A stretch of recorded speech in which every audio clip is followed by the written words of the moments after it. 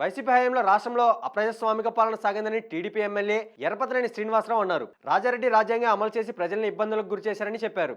పల్నాడు ప్రాంతంలో టీడీపీ కార్యకర్తలు గ్రామంలో ఉండలేని పరిస్థితి కల్పించారన్నారు. సీఎం చంద్రబాబు పాలనలో శాంతి భద్రతలు బాగున్నాయని చెప్పారు. వైసీపీ పాలనలో టీడీపీ ముఖ్య నేతలు అచ్చెన్నాయుడు, కొల్లు రవీంద్ర, సోమిరెడ్డి వంటి వారిపై అక్రమ కేసులు పెట్టారని, టీడీపీ కార్యకర్తలపై కేసులు పెట్టి వేధించారని తెలిపారు. 2019 నుంచి 24 మధ్య రాష్ట్రంలో దాదాపు 80 మంది కార్యకర్తలు హత్యకు గురవగా 250 మంది గాయపడ్డారన్నారు. బీసీ రిజర్వేషన్ల అమల్లో చిత్తశుద్ధితో ఉన్నామని, రిజర్వేషన్ల అమలుతోనే స్థానిక సంస్థల ఎన్నికలకు వెళ్తున్నామని, మా చిత్తశుద్ధి ఎవరు శంకించలేరని టీపీసీసీ ప్రెసిడెంట్ మహేష్ కుమార్ గౌడ్ అన్నారు. జూబ్లీహిల్స్ నియోజకవర్గం ఉప ఎన్నికల్లో గెలవబోతున్నామని ఆయన ధీమా వ్యక్తం చేశారు. ఉప ఎన్నికల్లో గెలిచేది మేమే అని నియోజకవర్గంలో సర్వేలు చేస్తున్నామని, గెలిచే వారికి టికెట్ ఇస్తామన్నారు. సామాజిక వర్గం కాదు, గెలిచే వారికి అవకాశం ఉంటుందని చెప్పారు. డీసీసీ అధ్యక్షుల ఎంపిక కోసం నియమించిన పరిశీలకుల సమావేశం జరుగుతుందని, సమావేశానికి మల్లికార్జున ఖర్గే, రాహుల్ గాంధీ హాజరవుతారని చెప్పారు. తిరుమల తిరుపతి దేవస్థానం నూతనంగా ఏర్పాటు చేసిన ఇంటిగ్రేటెడ్ కమాండ్ కంట్రోల్ సెంటర్ ను ముఖ్యమంత్రి చంద్రబాబు నాయుడు ప్రారంభించారు. ఎన్ఆర్ఎల్ సహకారంతో దేశంలోని తొలిసారిగా ఈ వ్యవస్థను తిరుమలలోని వైకుంఠం వన్ కాంప్లెక్స్ లో అందుబాటులోకి తెచ్చారు. ప్రతిరోజు శ్రీవారి దర్శనానికి వచ్చే వేలాది మంది భక్తులకు ఇబ్బందులు తగ్గించి మెరుగైన సౌకర్యాలు కల్పించడమే ఈ సెంటర్ ప్రధాన లక్ష్యం కాగా, ఈ అధునాతన కేంద్రం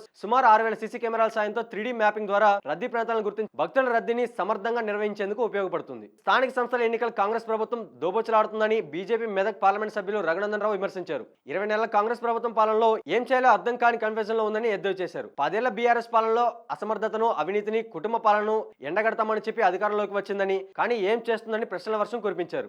1,00,000 కోట్లు కేసీఆర్ కుటుంబం నుంచి కక్కించి పేద ప్రజలకు అందిస్తామని కాంగ్రెస్ చెప్పలేదా అని ప్రశ్నించారు.